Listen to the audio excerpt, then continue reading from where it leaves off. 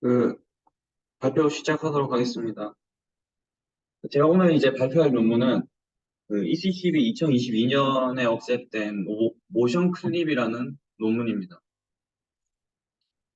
먼저 백그라운드를 살펴보자면 제목에서도 저희가 알 수 있듯이 이제 클립을 사용을 하는데 클립을 워낙 이제 저희 세미나 때도 그렇고 개인적으로 많이 이제 공부를 많이 하셨는데 그래도 모르는 분들이 계실 수도 있어서 간략하게 모션 클립에서 클립에 어떤 걸 사용하는지에 대해서 알기 위해서 클립을 간단하게 설명을 하고자 한다면, 원래는 이제 어떤 이미지가 있을 때, 이 이미지만을 사용해서 그 어떤 프레딕션을 했다고 하면은, 이미지와 더불어서 그 이미지와 페어로 하는 어떤 그 이미지에 맞는 텍스트도 같이 멀티모달로 학습을 해서 어떤 그 레이턴트 스페이스 상에서 이미지에 대한 정보와 그다음에 텍스트에 대한 정보를 잘 융합하는 방식으로 학습을 하는 게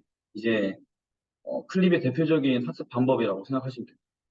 이 모션 클립에서는 이 원래 클립의 이 레이턴트 스페이스를 굉장히 많이 활용을 하는데 이제 그 레이턴트 스페이스에 대해서 설명을 드리면서 모션 클립이 어떻게 이 클립을 사용을 하는지 말씀드리도록 하겠습니다. 먼저 앱스트랙을 보시면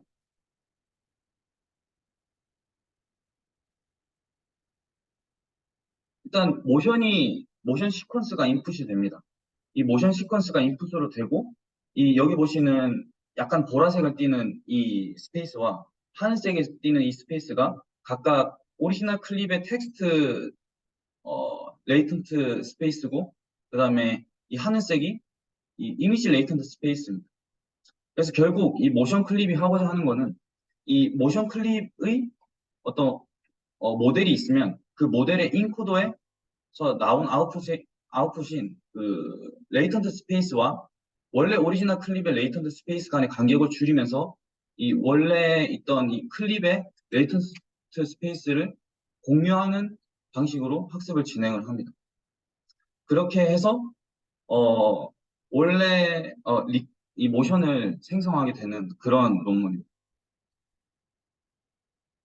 이 앞에 저희가 봤던 그림을 좀 더 간단하게 살펴보자면 뭐 인풋은 일단은 모션 시퀀스이고 그 다음에 텍스트는 이 모션에 맞는 어떤 공을 던지는 텍스트 그 다음에 이 렌더링 이미지가 있는데 이 렌더링 이미지는 필수는 아닙니다. 그래서 학습을 할 때 기존 클립은 이제 프로즌을 시켜놓고 그 다음에 이 논문에서 사용하는 트랜스포머 기반의 오토 인코더를 학습을 하는 겁니다.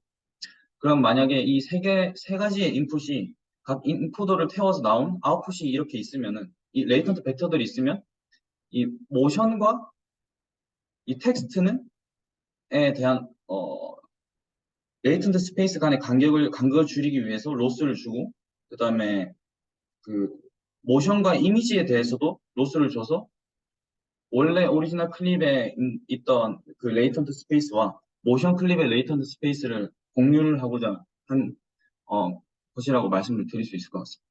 그래서 결국 이 모션 클립의 오토 인코더에서 인코더의 인풋 아웃풋은 이제 모션 시퀀스와 레인턴트 벡터가 되고 디코더에서는 이 인코더에서 나온 어떤 모션의 레프레젠테이션을 다시 모션 시퀀스로 이제 리컨스트럭션 하는 그런 어, 방식을 이제 말씀드리겠습니다. 이 컨트리뷰션은 원래 이제 휴먼 모션 이 매니폴드를 이제 클립 스페이스에 얼라이닝을 하면서 인간의 어떤 움직임과 언어의 음유론적 도메인을 결합한 메소드를 제안을 한 겁니다. 그리고 원래 이제 클립의 레이턴트 스페이스 자체의 이점을 그대로 활용하면서 주어진 텍스트와 모션 사이에 인터폴레이션이 가능을 하게끔 하는 그런 컨트리뷰션이 있습니다. 그리고 어떤 모션이 있는데 이 모션이 어떤 단어나 이런 걸로 좀 특징화가 될 수 있다는 것을 보여줍니다. 뭐 예를 들어서 그 인풋 텍스트가 wings일 때 이 wing은 펄럭이는 동작으로 디코딩이 됩니다. 이러한 이유는 이제 클립의 어떤 의미론적 이해 덕분에 학습 중에서 그 레이턴트 스페이스 상에서 가장 가까운 모션에 매칭이 되기 때문이라고 합니다. 이제 본 논문에서 제안한 트랜스포머 기반의 오토인코더를 말씀을 드릴 겁니다. 여기서 이제 이 트랜스포머 기반의 오토인코더의 역할은 이 인풋 시퀀서에 대한 어떤 매핑, 그러니까 모션 시퀀스를 어떤 모션 레프레젠테이션, 즉 레이턴트 벡터로 나타내야 하는 그런 인코딩뿐만 아니라 이 레이턴트 벡터를 다시 모션으로 익스플리시트 하는 것을 그것도 학습을 합니다. 그래서 이 레이턴트 모션 매니폴드를 그 클립 조인트 레프레젠테이션에 얼라이먼트 하면서 트랜스포머 기반의 오토 엔코더를 학습을 합니다. 먼저 인풋단을 먼저 살펴보면 먼저 SMPL 바디 모델을 모션 시퀀스로 사용을 합니다. 이때 이 모션 시퀀스를 정의를 하는데 시퀀스의 길이는 총 60이 되고 그 다음에 이 SMPL 포즈 파라미터를 사용을 합니다. 여기서 24 by 6인데 이 24개 중에 23개는 이제 엑시스 앵글, 그 다음에 하나는 글로벌 로테이션이 되고 원래 이 포즈 파라미터를 나타내는 방식이 세 가지가 있습니다. 저희가 흔히 HMR이나 바이브 같은 논문에서 볼 수 있는 거는 이제 엑시스 앵글이고 그 다음에 또 하나가 이제 쿼터니언이고 이제 나머지 하나가 이제 6D 레프레젠테이션인데 어떤 논문을 참고하면은 그 6D 레프레젠테이션이 조금 더 그 포즈에 대한 연속성을 나타내는데 조금 더 유의미한 정보를 가지고 있기 때문에 요즘 그 포즈 이스티메이션 관련 논문에서는 6D 레프레젠테이션을 활용해서 많이들 사용을 한다고 합니다. 그래서 어떠한 시퀀스가 인풋이 되면은 그걸 일단 먼저 리니어 프로젝션을 시키고 그 다음에 스탠다드 포지셔널 인베딩을 통해서 거친 포지셔널 인베딩을 해준다고 합니다. 이제 이 인풋이 이 트랜스포머 기반의 오토 인코더의 인코더로 들어가게 됩니다. 이제 다음은 이 모션 시퀀스를 어떤 저희가 레이턴트 스페이스 상의 어떤 모션 레프레젠테이션으로 이제 나타내야 되는데 그 인코더가 그 역할을 하는 겁니다. 결국 이 모션 시퀀스가 어떤 레이턴트 벡터로 매핑을 하는 과정이 이 인코더가 하는 역할이라고 생각하시면 될 것 같습니다. 이제 여기서 인풋은 어떤 기존의 VRT와 마찬가지로 어떤 러너러브 토큰을 더해줘서 이 인코더를 태운 이 인코더의 아웃풋인 러너러블 토큰을 최종적으로 뽑아내게 됩니다. 그리고 나머지는 생략을 하게 되고 이제 식으로 나타내면 이렇게 됩니다. 그리고 이 인코더에서 나온 이 러너러블 토큰이 이 트랜스포머 디코더로 들어가게 됩니다. 그래서 레이턴트 레프레젠테이션이 이 ZP가 주어지면은 이 모션 시퀀스를 다시 리컨스트럭션을 하는 역할을 하고 있는 이 디코더의 입력으로 들어가게 됩니다. 그래서 이 러너러블 토큰은 이제 키와 밸류로 들어가게 되고 이 포지셔널 인코딩이 쿼리 시퀀스로 사용이 되게 됩니다. 그래서 이 최종적으로 나온 이 포즈 파라미터들은 이 디퍼런셜을 하는 SMPL 레이어를 통해서 메쉬 벌텍스로 이제 나타내지게 됩니다. 이 디코더의 식은 이제 아래와 같습니다. 그다음에 이제 로스인데 사실 여기서 이제 두 가지의 로스가 있습니다. 두 개 타입의 로스가 있는데 하나는 리컨스트럭션 로스입니다.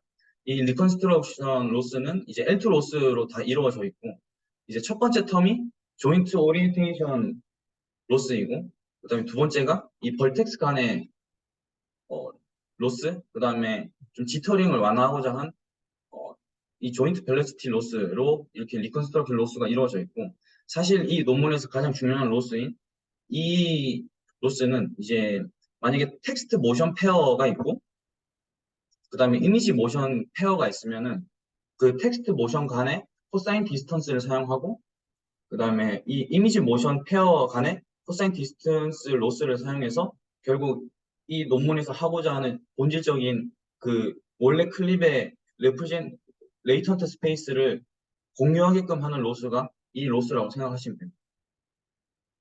그래서 그다음에 앞서 말씀드렸듯이 이 바벨의 렌더링 이미지를 사용을 하는데 그 렌더링 이미지를 필수로 사용해서 학습을 해야 되는 건 아니라고 논문에 나와 있었습니다. 그래서 이제 결과를 보자면 일단 먼저 제너럴 세팅이 있습니다. 이제 바벨 데이터셋으로 학습을 하고 인퍼런스도 하는데 바벨 데이터셋의 설명을 드리면은 원래 40시간 길이의 모션 캡처 데이터셋이고 SMPL 바디 모델을 주티로 가지고 있는 데이터셋입니다. 그리고 각 프레임마다 어노테이션이 되어 있고 본 논문에서 사용한 거는 이제 한 260개의 액션 클래스를 사용을 합니다. 액션 리코그니션을 할 때는.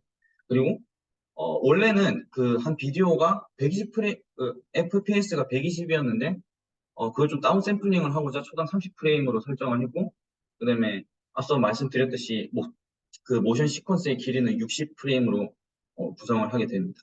그래서 결국 인풋 쉐입은 이렇게 됩니다. 그 다음에 이 트랜스포머 기반의 오토인코더는 이제 8개 레이어로 구성이 되어 있고 그 다음에 클립의 오토인코더는 이러한 모델을 사용했고 프로전을 시키고 그 얼라인을 시켰습니다.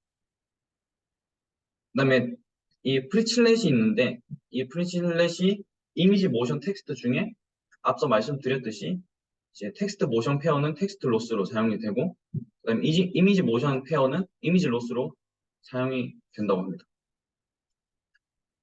이제 인퍼런스를 볼 건데 본 논문에서는 총 3가지의 인퍼런스를 합니다. 먼저 이제 텍스트 투 모션인데 텍스트를 이 모션 클립에 넣으면은 이 모션을 생성을 해주는 겁니다.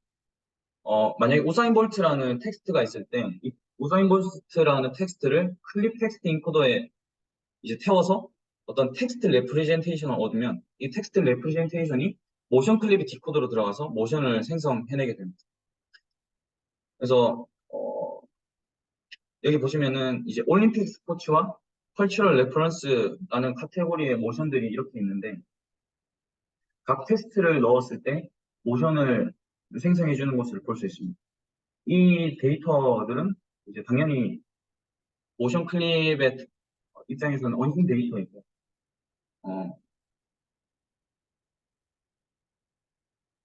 이제 보셨으면 다음으로 넘어가겠습니다.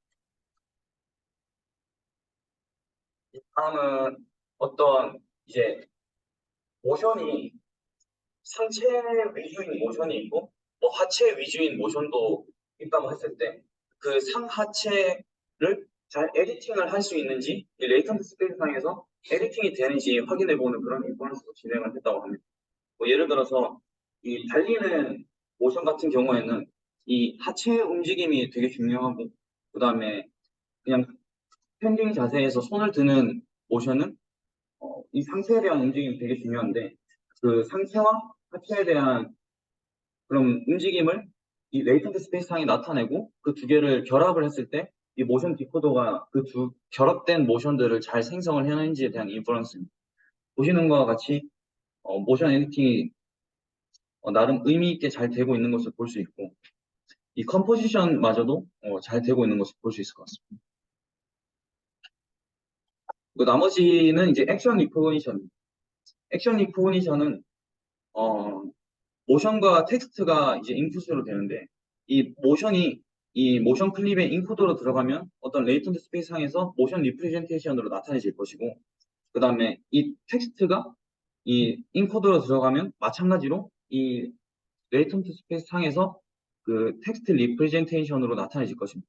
그러면 이 모션에 대한 레프레젠테이션과 이 텍스트 레프레젠테이션 사이에 코사인 디스턴스를 걸어서 이 가장 가까운 거리에 있는 어떤 텍스트를 이 타겟 클래스로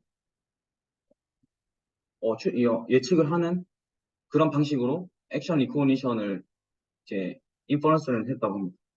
여기 옆에 테이블을 보시면은 이 모션 클립 아래에 있는 이 3가지들은 뭐 그 제가 이 세 가지 논문을 잘 안 읽어봐서 모르겠는데, 이 모션 클립 같은 경우에는 그 액션 리코그니션에 특화된 논문이 아님에도 불구하고 다른 논문들과 비교를 했을 때 탑1 액큐러시나 탑5 액큐러시가 좀 약간 비슷한 성능을 내고 있다는 것을 확인을 할 수 있습니다. 네, 제 발표는 여기까지. 혹시 질문이 있으신가요? 이거 프리트레인드 된 네트워크가 없나요?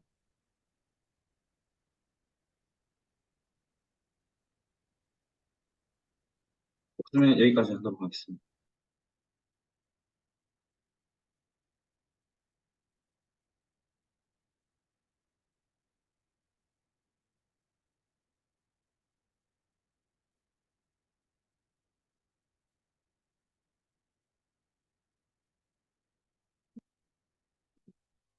얘기 한다?